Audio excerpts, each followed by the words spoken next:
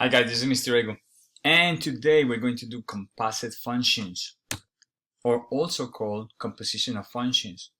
We're going to find the domain. We have two functions, f of x, g of x. We have f little circle of g. How do you call this thing? F of g of x, right? That little circle, f of g. G of f of x, f of x, g of x. So it's notation. We're going to do this, and we're going to find out how can we make the composition of different functions. We can repeat the same function twice. F of f, g of g. Let's do the first one. So we have f function, g function. What are we doing here? F of g of x. F of g of x. That's how we read it. And this is composite functions. All right, those things we need to remember what we're doing. How do we do this thing? All right, we can rewrite. This is the notation that you're going to find in any textbook. All right, for the most part, this is the way they ask you to do the composite functions. But we are going to write it as f of g of x. How do we do this? We replace the inside function. G of x is inside function. The f function is the outside function. So the first thing that I do is I keep my f function and I'm going to replace the g function. My g function is x squared minus 2. Now I need to replace my f function. But my f function is x plus 6. Because I'm going to replace this function, whatever I see in x, I put a parenthesis. Plus 6. So this parenthesis stands for the x. Okay? And what happens is whatever I have in the previous parenthesis goes in this parenthesis. And now I just combine whatever math I have to do. X squared minus 2 plus 6 is the same as x squared. Negative 2 plus 6 is positive 4. And this is my answer. Let's go here. G of f of x. Again, I can rewrite it as g of f of x. Process. I replace the inside function. I keep my g. Let's replace the inside function, which is my f function. X plus 6. And now I'm going to replace the g function. My g function is x squared minus 2. Wherever I see an x, I put a parenthesis, square, minus 2. So this parenthesis is replacing the x. Now, previous parenthesis goes here, x plus 6. So now I have x plus 6 to the second minus 2. Now I did my functions already. Now it's a matter of algebra. X plus 6 to the second power is the same as x plus 6 times x plus 6, right? Or if you know the pattern, even better. So FOIL, x squared, 6x, 6x, 12x. That looks like an exponent and it's not. Better. 6 times 6, 36. Bring down the negative 2. Now I combine like terms order I have to do. X squared plus 12x. 36 minus 2 is 34. And this is g of f of x. Now, this is when we're doing composition of functions. But sometimes they ask you to evaluate the composite functions at any value. Now, if they ask you f of g of 3, and you did the process already of f of g, then the only thing they have to do is, whatever you see an x, you replace it by 3. So x squared plus 4 turns into 3 squared plus 4, which is 9 plus 4, which is 13. So f of g of 3 is 13.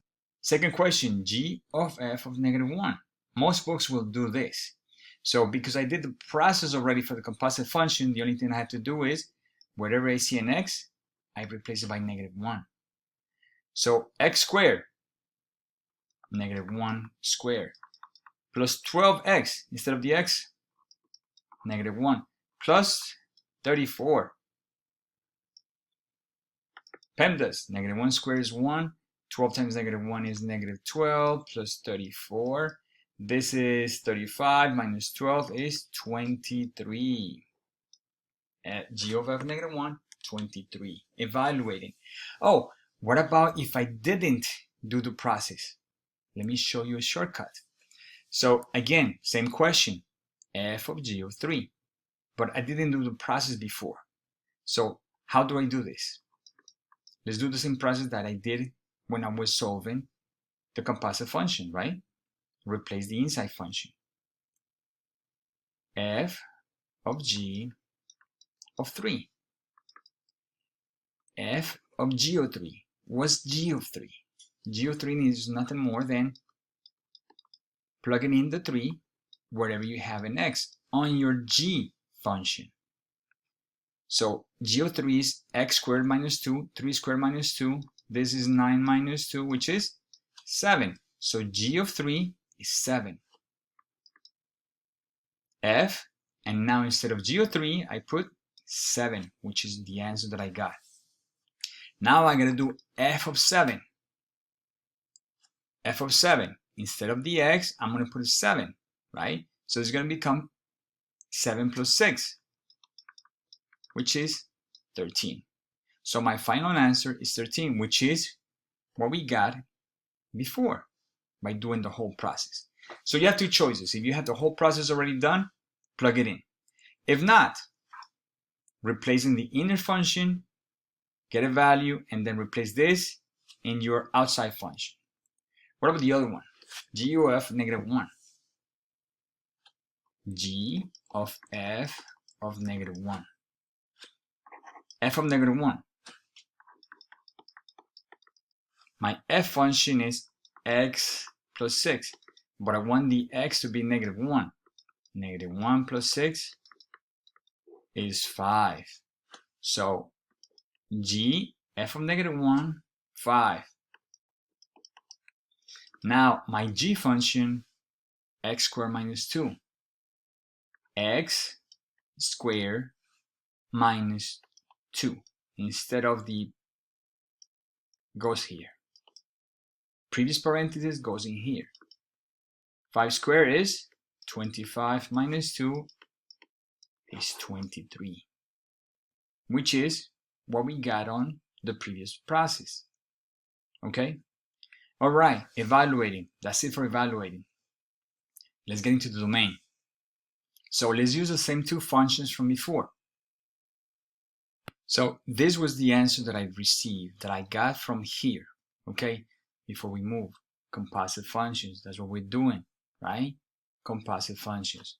So, and this is called f of g of x, just to make sure that we know the names. Now, this was our answer, x raised plus 4. When we're looking for the domain, we look at the domain of our final answer. Because this is a polynomial function, then the domain here is all real numbers.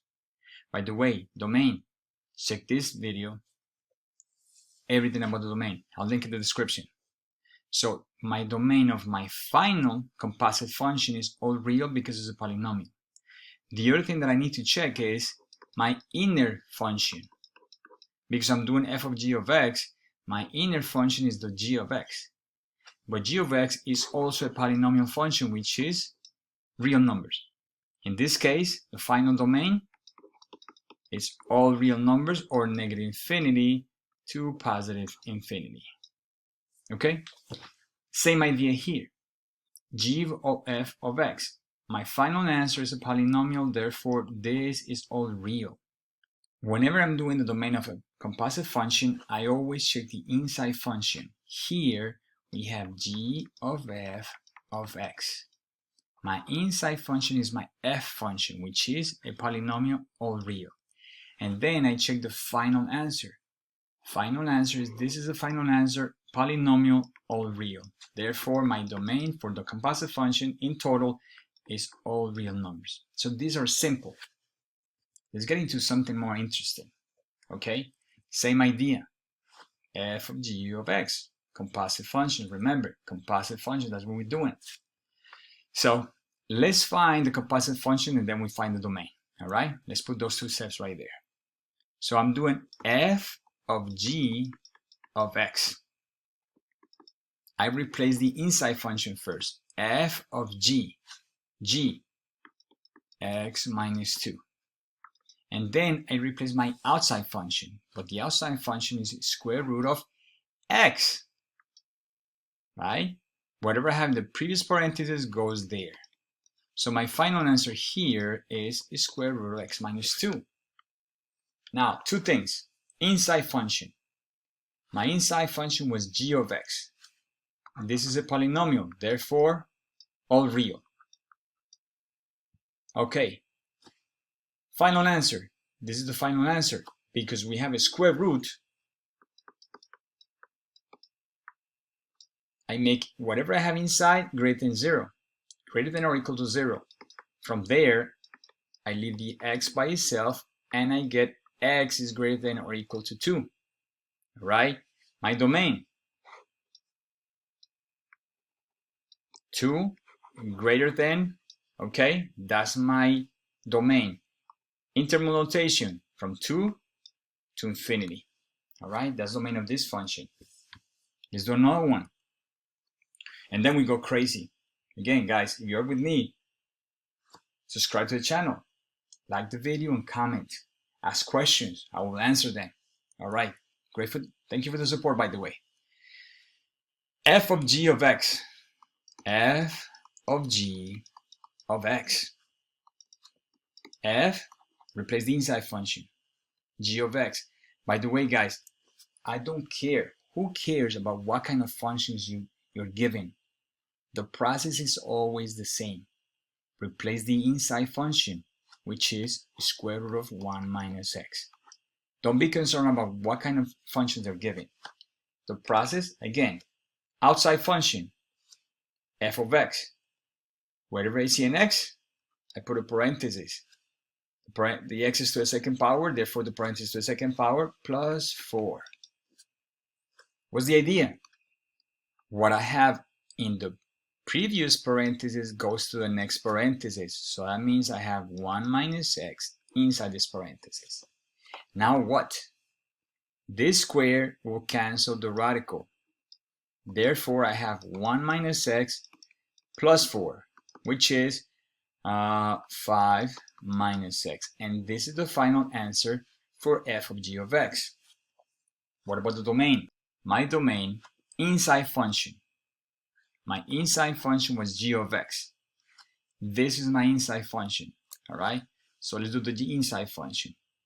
G of x is 1 minus x. I take whatever I have inside greater than or equal to 0. Find the value of x. Negative x greater than or equal to negative 1. Leave the x by itself. Divided by negative 1 to make it positive. Because I'm divided by negative 1, my inequality symbol flips. So now I have that x is less than or equal to 1. I have 1 less than. Therefore, my domain goes to the left. Interval notation. Negative infinity on the left, all the way to positive 1. Infinity parenthesis, positive 1, bracket. And this is my domain. Okay, remember, I check both. The inside function is this. The final answer is a polynomial, which means it's all real. Now, between the two of them, domain has to work for both. So the one with most restrictions is this, from negative infinity all the way to 1. So this is my final answer. Let's do a monster. Let's go. Well, not monster, but come on, something more interesting. A little more complicated, so pay attention. F of g of x. What are we doing? Composite functions. Let's start. F of g of x. F, inside function, 3x minus 2. What's my f function? 1 over x. Oh, x, parentheses, plus 3. What goes inside the parentheses? This. So let's make that parenthesis bigger. So inside function was 3 over x minus 2.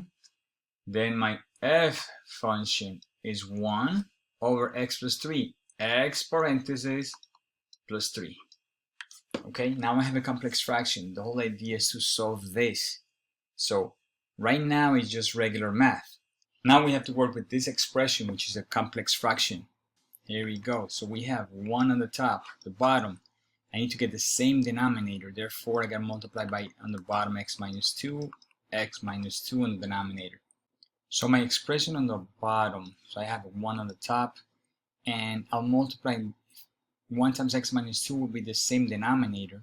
Okay, so let's bring this 3 over x minus 2 plus 3 times x is 3x, 3 times negative 2 is negative 6, 1 times this is the same denominator. Now I combine these two. 1 on the top, 3 plus 3x minus 6 is going to give me 3x, 3 minus 6 is negative 3, over the same denominator, which is x minus 2. Okay, now I divide the top divided by the bottom. First times the last, the product of those two is going to give me on the top, the bottom, the middle values, which is going to be 3x minus 3.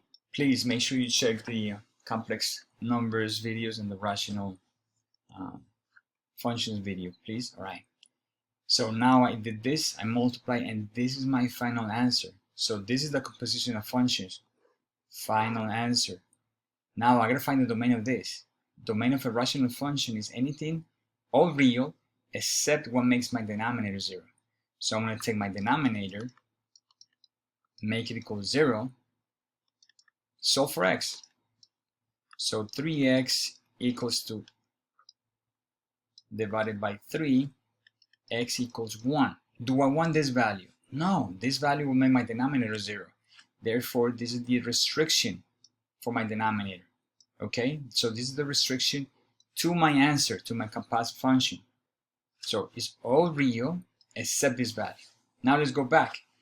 My domain for the inside function. My inside function was my g of x. G of x is this. Domain here, again, is a rational function. Can I have it 0 my denominator? So I make my denominator equal to 0. Find the values of x. Therefore, I get a 2. I don't want that 2 on my domain. So my final answer, my domain is all real except the 1 and the 2, because this is the inside function. So those will be the restrictions to my domain. If I need to do this interval notation, I graph this on my number line, 1 and 2, right? I don't want these values, I don't want these values, but everything else goes on my domain. 1, I don't want it, 2, I don't want it. So my interval, negative infinity to 1, parenthesis, combine it with 1 to 2, combine it to 2 to infinity. And that will be my final answer. Don't forget to ask questions in the comments, like the video, subscribe to the channel. Thank you for watching. I'll see you in the next one. Bye-bye.